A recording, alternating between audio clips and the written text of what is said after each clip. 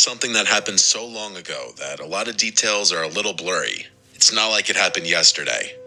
I'll try my best to fill in smaller details that I don't fully remember with how I best remember things played out. It was the last day of school. I was in the 4th grade. 4th grade was the last year in our elementary school where kids had to be picked up by their parents. 5th graders were allowed to walk home on their own. My mom would always be the one to pick me up. On the last day of school, my friend Dennis and I had a playdate planned to celebrate the last day of school. Dennis wasn't in my class this year, but we had been friends since kindergarten. He was in a different dismissal hallway from me. After school was over, we single file lined up and walked to the exit door at the end of the hall, where we waited outside by our teacher, Miss Blue. I waited for Dennis's dad to appear from the crowd of parents shuffling in and out of the parking lot next to the doors. Then I heard my name. Tommy, Tommy. I look over and see a man waving at me as he approached. He introduced himself as Dennis's uncle and said he was picking me up. I went over to Miss Blue and said I'm being picked up. She asked, "Where is he, sweetie?" And I pointed to Dennis's uncle who waved at Miss Blue. Miss Blue dismissed me and I went with the man. He led us through the crowd and was a very quick and jittery talker, like he spoke fast and had a bit of a stutter. He was walking incredibly fast. It was almost hard to keep up with him with my backpack on. He explained to me that his brother, or Dennis's dad, was working later than expected, so he was driving me back. We got to his car, which was a dark red hatchback type car from what I remember, and it took me this long to acknowledge the giant elephant in the room. Where was Dennis? Why weren't we picking him up too? The man turned to look at me in the back seat and said that Dennis was already at his house. I was shy around people I didn't know, especially adults, and I wasn't one to openly speak my mind if I was confused. But I was very confused. This was making less and less sense. The whole drive, the man kept yapping, telling stories of his days in elementary, asking me questions like what sports I played, what we're learning in class. If I had to guess, we were in the car for like 10 minutes, which honestly for our town where houses were right on top of each other, that was a while. My house was a 5-minute walk away from the school. We were definitely in an area I wasn't familiar with when he parked the car in front of his house. His house looked pretty normal to me from what I remember. He led us inside and shut the door and locked it behind us. It was really, really dark inside the place, and I realized why. All the curtains were shut. It almost felt like it was nighttime in there, especially because the only source of light was a dim lamp in the corner of the room. He then looked at me and smiled. I said, "Where's Dennis?" And he started acting really jittery and nervous seeming. He said something like, "Oh, I think he's downstairs playing video games. Give me a second. Wait here." He then disappeared into a nearby room, and I heard a door open and then footsteps descending into a basement. I know my heart was already racing. I knew I was in danger. I went to the door to quietly try to open it, but I couldn't. It had some kind of lock that must have needed a key for. I really started to panic now, yet I still probably held out a little bit of hope that Dennis would be coming up those stairs, but I knew the chances of that were slim. I regretted entering that house. I did the only thing I could think to do. I went to the kitchen and found a phone hung on the wall. I picked it off the receiver and dialed 911. The first thing I said when they answered was in a whisper, "Please come to this house. I've been kidnapped." They heard me, they acknowledged me, but I didn't say another word. I hid the phone under a towel in the corner of the room with 911 still on the line. I hurried back to where the man left me as I already heard his footsteps coming back upstairs. Then he called my name, saying, "Come down, Dennis is down here." Then there was a pause.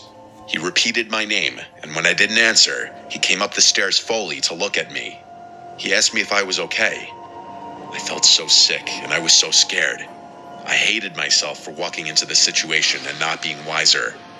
I asked in a very scared voice if I could leave, and I remember the change in his face. His fake friendly smile disappeared as he realized that I was no longer falling for this. He walked closer to me in a gentle manner until he was close enough to grab my wrist aggressively, and he started pulling me towards the basement. I screamed and cried, and he screamed at me, "I'll let you go if you stop and behave." So I listened. I went down the stairs, and halfway down, the door slammed shut behind me, and I heard it lock. I walked fully down the stairs to this empty, unfinished basement with a concrete floor and one singular support beam in the middle of the room. There was a depressing yellow glow in the room from one exposed light bulb hanging on the ceiling. If there was a place you'd imagine kidnapped children to go, this would be it. I heard his heavy footsteps upstairs. You could hear everything in this house. I don't know what he was doing, but I heard him walking around for a while. Then he came to the basement door, opened it, and he called down asking if I'm hungry. I replied no.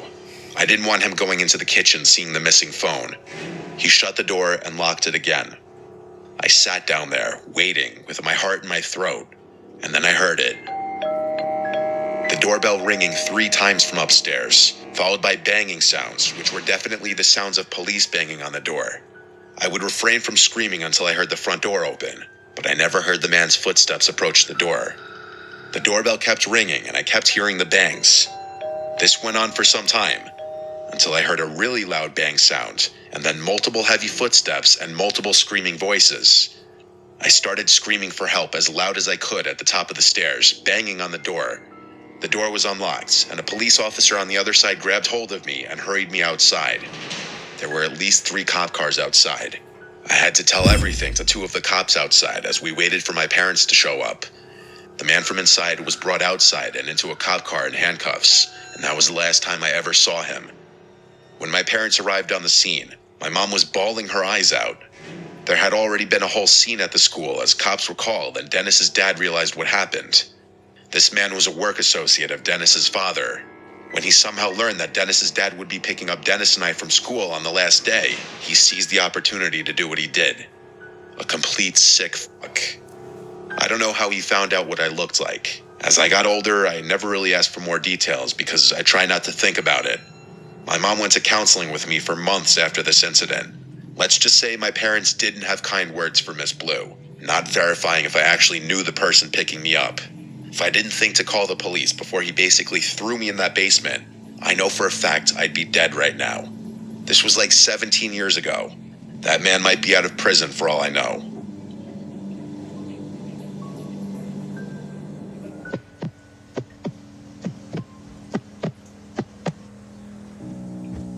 It was junior year of high school, and it was the last day of school. A lot of people cut school this day or left early after lunch period. My friends and I were some of the latter. It was a stormy, dark day. A bunch of people from our grade originally planned to hit the beach on the last day of school, but that was obviously canceled. So my smaller core group of friends decided to do something else. There used to be an abandoned elementary school in town that hadn't been used for like 10 years. There were plans to tear it down by the year's end. So, still wanting to do something fun on the last day of school, we all agreed to break into the building and just fuck around exploring. There were no cameras in that old building, and on a stormy day, no one would be outside monitoring the place or anything, so we all left after lunch period. Our friend Eddie already had a car and his license, so he drove us all to the abandoned school. The school was in the middle of a neighborhood, not on any main roads or anything. There was a back parking lot covered by overgrown bushes and trees on one side, and the walls of the school on 2 other sides. It was a perfect spot to park and go unnoticed. The place wasn't boarded up or anything, it was just locked up. Eddie had a baseball bat in his trunk that he took out to smash one of the windows of the school. I was honestly so nervous that even through the pouring rain, one of the houses over the fence would hear the smashing sound. We all watched and nervously laughed as Eddie swung the bat into the window in front of the car, and after a few good swings, smashing it. He pushed away the stray pieces of glass stuck to the frame with the bat, and then he waved us over. We one by one climbed through the window into the school. My logic was that the school was being torn down anyway. What does a broken window matter? We all were inside the building now. The window we climbed through was actually one of the windows for a classroom. A lot of stuff was still left in the room, including the desks and some decorations on the walls. Based on the decorations, it looked like we were in a 4th or 5th grade classroom. It was very surreal to be inside of what kids would once come to learn. Classroom. Now nothing but a cold, dark, and abandoned room collecting dust, waiting to be destroyed. The sounds of thunder and lightning outside also added to the surreal feeling of it all. There were no lights on in the building. Power to the place was likely cut completely. We anticipated this though. The flashlights on our phones were plenty to get around and see. Even without them, it wasn't completely pitch black in there, as even though it was a dark day, some light was still creeping in through the windows and doors. We started traversing the hallways, going from room to room. Each classroom was still full of desks and chairs that hadn't been sat in probably a decade. We all 4 were in the same classroom when there was a sound that echoed down the hallway and into the classroom. We all went silent and turned off our lights for a moment. After a flash of lightning, we slowly accepted that it was probably nothing, so we continued on. We just went from room to room as our wet shoes all squeaked on the floors. Sneaking around wasn't possible, really. A lot of things in the school were visibly decaying. You could really tell no one had stepped foot in there in ages. As we neared the corner of the hall, I turned around just to look back down the other way, and at the doorway of one of the classrooms, it looked like there was something sticking out from the classroom. I asked my friends to also look. Their lights would maybe help see what it was. When all four of us were pointing our phone flashlights toward the door, whatever that thing we were seeing was retracted into the classroom. All four of us quietly went, "Oh shit," amongst ourselves, and we started running down the intersecting hallway. We stopped when we were far enough away. It seemed we were in the kindergarten wing now. Then we heard another sound echo from down the hallway. It seemed we weren't alone, but who could be in here was the question. The place was locked up and every light in the building was off. The sound scared us into going into the first classroom we could find and shutting the door. It was indeed a kindergarten classroom. We were now concerned we'd get in trouble, so we waited in silence with our flashlights off. The rain was still coming down hard, and there was still thunder and lightning crashing every 20 seconds or so. Suddenly, the door to the classroom clicked open, and someone pushed it as it eerily creaked to a fully open position. We didn't see anyone at the doorway, though, and the hallway was almost pitch black. We all tried our best to stay quiet. And then, slowly, something appeared through the doorway. It was the shape of a head. We all saw it, and when there was another flash of lightning, we saw what it was. It was in fact someone's head, looking into the classroom directly at us. I started apologizing for all of us, saying we're leaving. The person at the doorway didn't move. They motionlessly and almost lifelessly just peered around the doorway in the classroom. Eddie asked, "Do you work here?" No response. Eddie had a fuck this moment clearly. He handed me the bat as he struggled to unlock one of the windows to slide it open just enough to crawl through. He crawled out first, then my other two friends, and I was last. Before I crawled out, I looked back one more time at the head at the doorway. I crawled through as quickly as I could, fearing I'd hear the person run up behind me and grab my legs. Once I was out, I ran to catch up with my friends who were already booking it back to Eddie's car. We drove out of there in a hurry and never looked back. The building was torn down later that year and has since been turned into a park. We never got in trouble for breaking in. To this day, we have no idea if that was some kind of worker or just some random person. Either way, it was extremely creepy behavior on their part.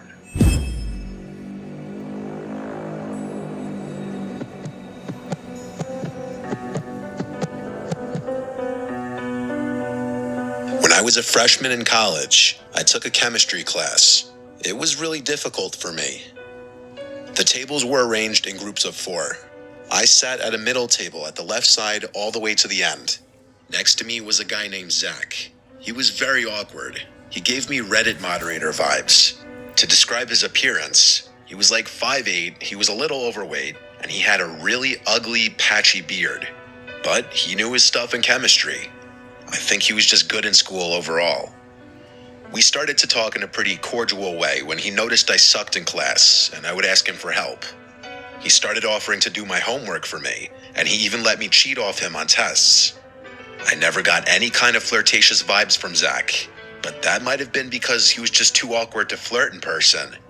He eventually asked for my number so that he could send me homework-related stuff. Obviously, I gave it to him. He was helping me out a ton and didn't give off any threatening vibes. He just seemed a little reclusive. Fast forward to the last day of class, and Zach did something completely unexpected. He asked me if I wanted to go on a date with him after class. I had no physical attraction to Zach in the slightest, and our personalities were complete opposites. But he did help me throughout the semester maintain an A, so I had to let him down super politely. I lied and told him I'm going away to Miami for the next couple of weeks and won't be around. He right away responded, "What about when you get back?" I felt like 2 weeks was long enough of a gap in seeing each other where he would probably lose interest. So I said, "Yeah, I could be around," or something like that. He responded with a really cringy, "Cool," as he nodded his head in response. From here till the end of class that day was really awkward for me. After class, I left straight for my car and drove right home. I was a commuter, not a dormer, so after the last day of class was over, that was it. It was Thursday, and my other friends who went to the same school wanted to go out that night, so we hit town that night. And at some point, I got a text from Zach. He asked, "When are you going to Miami?" I told my friends all about Zach while we were drunk, how he got me an A, but now he wanted a date. My friends joked that I should just go on the date with him to be nice. I joked back sarcastically, "Yeah, for sure." I told myself I'd respond to it later, but I was drunk and completely forgot to. The next day, I woke up to 2 follow-up texts, one with question marks, and then the next one, "You're going to ignore me now that you don't need me anymore, right?" So I replied, "Hey, I'm sorry, I was packing. I'm going to Miami today." He replied almost instantly saying, "Okay." Obviously there was no Miami trip, but he should have never found that out. Later that night, my girls and I went out again, and while out, I got a scary text from Zach saying, "I thought you said you were going to Miami tonight." I almost dropped my drink when I saw this. I showed it to my girls, and they were all freaked out just like I was. I replied to Zach, "What do you mean?" And he replied, "Nothing, forget it. I just don't like liars." I genuinely was scared that I was being stalked. I looked around the whole bar, but he wasn't there, at least as far as I knew. So what the heck? I just didn't answer. At that point, I never planned on answering him again. It wasn't until late that night, shortly after I got home, like literally taking my shoes off inside, that there were knocks at the door. It had to be like 1 a.m. I said, "Who is it?" And it was Zach on the other side. He said, "It's me." I wanted to scream. I was home alone. I yelled through the door to leave, or my dad will come out and kick your ass. That seemed to work, as he didn't knock again. I texted everyone I knew about the situation, my family, all my friends. I was horrified. Some suggested calling the police. I said I would go to the nearest station tomorrow, but tomorrow didn't even come yet, when I received a super long, disgustingly weird and creepy text from guess who? I was appalled when I picked up my phone and read it. This is what it said. "I'm feeling a lot of emotions right now after being used by someone for months and then lied to, and hurt and anger are 2 of them. I thought from the start of the semester in chemistry class that our chemistry was through the roof. No pun intended. I must say, I am hurt that you would make up something as elaborate as a 2-week-long Miami trip just to avoid going out with me. Even after I stuck my neck out for you all semester and risked my own academic standing.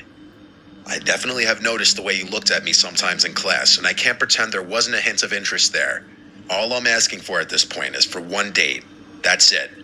I'm not asking your hand at marriage, though I surely would be quite an ideal husband to have if I do say so myself. I'm going to give you the benefit of the doubt that you needed more time to think over the prospect of going on a date with me.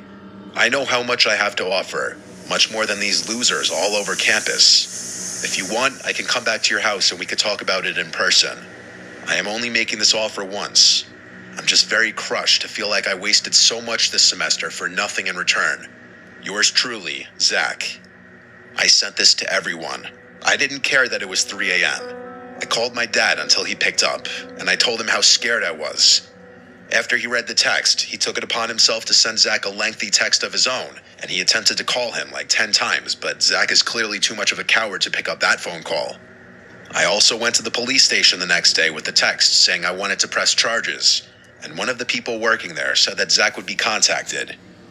Zach never picked up any of the calls from the police who were trying to get him to come in for questioning, nor did he answer any of their text messages. Zach completely disappeared. I never heard from him again. Between the police contacting him and my dad's pretty scary texts and voicemails, that basement-dwelling creep probably was shitting himself. Luckily, I never saw him on campus again or anything like that. But I can say, I know what it's like to deal with an actual stalker.